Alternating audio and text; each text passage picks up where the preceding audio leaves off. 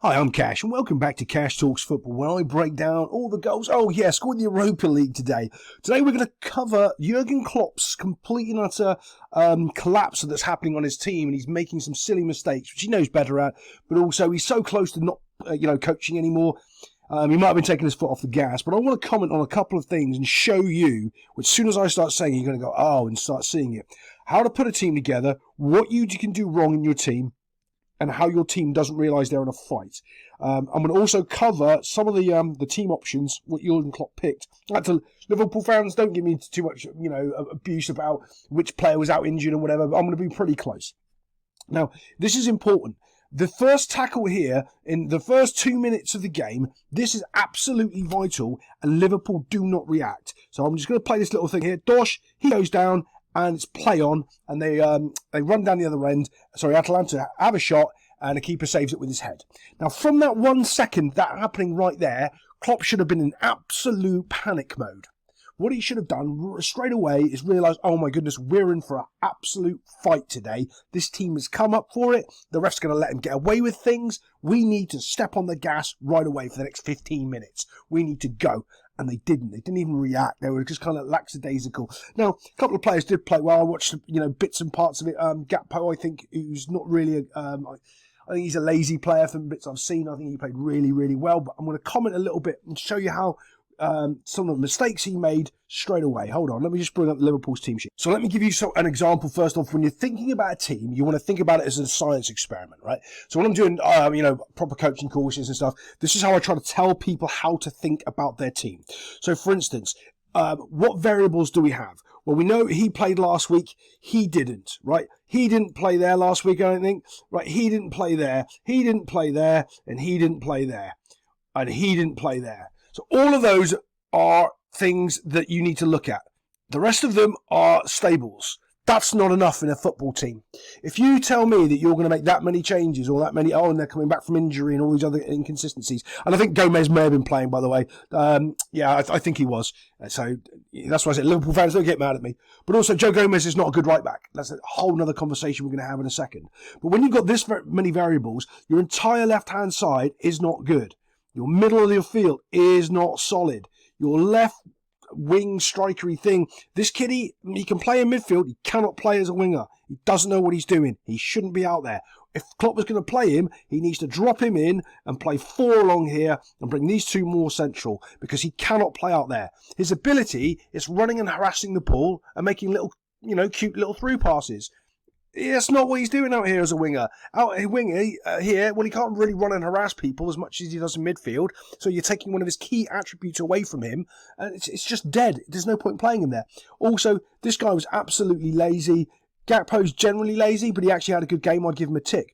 But can you see how many problems you've already got on your team? And I was listening to some channel talking, and they were talking about substitutions, and I just went, okay, no, it's going to be Jones, it's going to be this kiddie, and it's going to be that kiddie. Because they shouldn't be there in the first place. And he's made it half-time straight away. He knows what was wrong, but he also knew it before the game started. And why coaches do this as well, okay, is because they think they're playing against lesser opposition. So they think, okay, we can do this because I've got all of these variables, and the quality of these individual players is better than the quality of those individual players. However, there is one factor always in football. How much is the other team up for it? And that's why I go back to that Harvey Elliott challenge at the start of the game. As soon as that little wee kiddie's kicked over because he's not strong enough, all of a sudden, you're in real problems because you've got all these people back in doing weird things and you're trying to play for the weekend game instead of playing for this game. And that's what managers do a lot of the time. Because I've been there, I've seen it, I've done it when you're playing for 2 games down the road, not the game that you're in. And you have to play the game that you're in at this point of the season. And he's not doing it right now. He's not really focusing on it. He needs to, because I'll tell you right now, he's going to get battered again soon if he keeps playing the way he's playing. But let's get into the goals and let's see what else I can show you. I just want to round out that point about the variables and the players. And what I mean by that is, if those players, I don't care if they were injured, like I think Costas and Curtis Jones have been, or they've not been playing for 2 games, they are an unknown quantity. And you cannot have too many unknown quantities together on one side of your football team. You will have a collapse. And that's what happened with Liverpool. Now, you have to understand it from this point of view as well. just because like Mo Salah is supposed to be he's not playing world class. You can only judge players on any player in the world on their last game if you want to be a quality manager. You cannot judge them on their reputation from 2 years ago or the goals they scored 6 weeks ago. It is what they did last week. And if they weren't playing last week, they were terrible. They got an automatic 0. And you have to think of it like that. It doesn't mean that you don't add other things into the equation, but you have to think of it like that. Classic example of any of you who played football to a high level, like my team, we had World Cup players and the Paris Saint-Germain boys. I mean, unbelievable. But there's some players that weren't really up to our standards. But what they were is they ran around a lot, like a Curtis Jones. And because he was there week in, week out for 15 weeks consistent, he fitted into the team because he ran around a lot. When he got injured and he came back, well, he couldn't get into the team and he thought he's better. Well, no, mate, because you're just terrible. And your arrogance, and you didn't think that you had to do the one thing that made you good, which was run around a lot. That's what made you good in our team. And that's what you can see with Liverpool. They're not running around a lot. They're not pressuring a lot. They're backing off a lot because they just go, we're better than them. And I'm going to talk about that when this goal goes in. As soon as it goes in and I start talking about it, you're going to go, yeah, that makes sense because you've seen it, right? So let's just talk about the space because I can ramble on all day about team psychology. Right, so you can see how big this gap is. Obviously, Liverpool got exposed. Their 2 centre-backs are here. But this is what I'm talking about now. The players that run around a lot need to get back and do the hard work and get back in. Well, they're not really that bothered. So as we move this forward, they're on a light jog. Do you see where there was 3 players? There was Gakpo, Curtis Jones, and Kostas Tsimikas over here in the corner. And now there's just Kostas. Those other 2 players just stopped.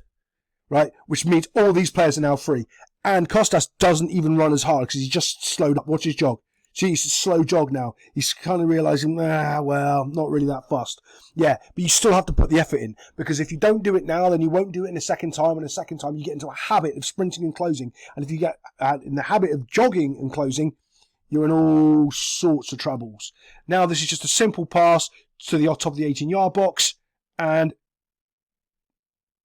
guy puts it into the goal. Now, I believe the keeper should have done better there, but also I can't really hag on this keeper because, again, it's their second keeper.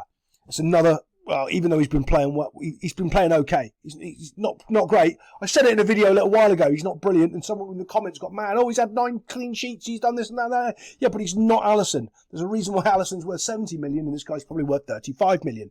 And that's the reason right there. Doesn't mean he's not good, but he's just not world class. Actually, he's not good. He's okay. He's only okay, to be honest. And that just proves it right there. But this is what I want to talk about. When this first goal goes in on this Liverpool team, they're so used to going 1-0 down, there isn't a reaction. Normally, when you go 1-0 down as a team, your whole team galvanises and you're right, let's go, boys. The problem with this Liverpool team is they go 1-0 down almost every single game. So that reaction is now, it's not there. This is normal. And the panic's not there. You know, that drive to go forward and Klopp's not yelling and screaming, oh yeah, we've heard it before, because we always go 1-0 down. It becomes dead noise, white noise in the background that no one cares about, instead of them getting up, getting on it and moving forward. You can see, look, none of them are reacting really, except for, Van Dijk. They're just like, turn away, yeah, whatever, yeah, we're normally 1-0 down, doesn't matter. Even the fans are like, yeah, whatever, doesn't matter, we're always 1-0 down. No. You still get angry. It might be the 15th time you're 1-0 down, but you still have to care and you still have to go forward with it. Let's get on to the next. This is that fight I'm talking about here with Darwin Núñez. I think, who's that other guy? I keep forgetting his name. Number 7 for them. Luis Diaz, that's the guy. The amount of effort that those 2 put in floods through the team. That's why it's so important when people are pressing from the front. Salah's not a presser from the front. He'll follow and do it if he has to, but he's not going to start really hassling and putting pressure on. And Gakpo did this game, but generally he doesn't, right? But Jota does. So when those players up front are pushing and hassling for Liverpool, the rest of the team feed off that energy. When they're not doing it, the rest of the team are not doing it. But this little Núñez character of him hustles it, wins the ball, fantastic. You can see he was still trying to hide, wasn't hiding, still trying to hustle. A lot of respect for that kiddie. If he stays fit and healthy, watch out because he might become really good in a couple of years' time. As we're looking at this next goal here, you can see all sorts of problems. The fact that they let this player go down, the fact that someone's got tracked back so far and the line is so high and all of the space is in behind. It's very much like one team thinks we're European royalty and we deserve to win the football game because we're just better than them. And the other team are going, oh my God, we're in a European football tie. Let's actually try to win the game of football. And that seems to me exactly what's gone on in this game. And Liverpool have just basically come in not even with 50% effort, because you don't make massive mistakes like this with a centre-back, with all world-class centre-backs apparently like Virgil van Dijk, unless you have components of the back four that haven't been playing together week in, week out, and you're making silly mistakes. And that's what's happened here. They're completely and utterly all over the place. I listened to Virgil at the end when he was saying they're completely and utterly open. They were, because the defence were not even close to being together. Look at how far Joe Gomez is away. Well, Canate should really be there, but he's just gone on a walkabout. Everyone's gone on a walkabout. That is just unbelievable. Now, here's the other thing. Was that Trent kiddie? Because I like him. He can play a bit of football. But when he's playing for Liverpool and at the right back, everything in the world would be about Trent not tracking his player, Trent not doing his job, Trent not marking that man. No one cares when Trent's not on the field. It's amazing that these problems seem to happen all the time for Liverpool defenders not doing their job properly, but they only harp on when that wonderful kiddie's on the field. We've got to give the finish some credit though. Gosh, nice finish. Keeper's got no chance on that one. And as much as the keeper should say, people go, oh yeah, but the keeper saved 3 or 4 other ones, even though he let that one goal in. No, he needs to save those 3 or 4 other ones and save the goal. The first goal that went in. That's what makes you a good keeper instead of an okay goalkeeper. He's not saving that one though. There's nothing on him you can really do on that. It's just all the defence not doing their job properly. Let's get on to the next goal. So here we go. This Slobosai character here gives the ball away. And again, it wasn't starting. Also, he's a fantastic player. He's the captain of his national team. He knows he's a great footballer. He just wasn't at the races putting the effort in. Needed to have a fire lit up and didn't. Terrible pass here. All sorts of problems. But watch the difference, right? There is 1, 2 Liverpool players, right? 3. We'll say 2 Liverpool players and 1 Atalanta player, right? These players are all still in and around it. So technically, if we think of it this way, right? We got a pair here, and a pair here. Let's see how many Atalanta players get in front of the ball and how many Liverpool players come back to defend by the time we're at the 18-yard box. Before that pass is played into this week, kiddie on the runner here, look at the difference.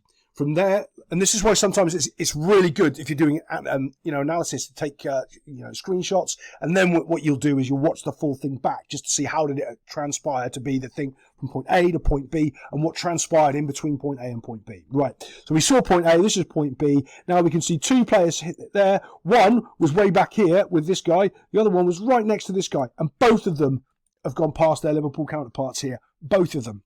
This one guy's stayed out there wide, giving him an option. No one's close enough to win the ball, and it's a simple pass through, dosh, and he just finishes it. That is just people not running, people not caring, people not trying to win a European football tie, and one team trying really, really hard to do it. Well done, Atalanta, you did really well. I think Klopp's flops might struggle for the next couple of games. Well, we'll see, because they've got firepower. They can just batter someone 5-0. They just haven't done it in a while. We'll see what happens on the weekend. I'll see you next time on Cash Talks Football.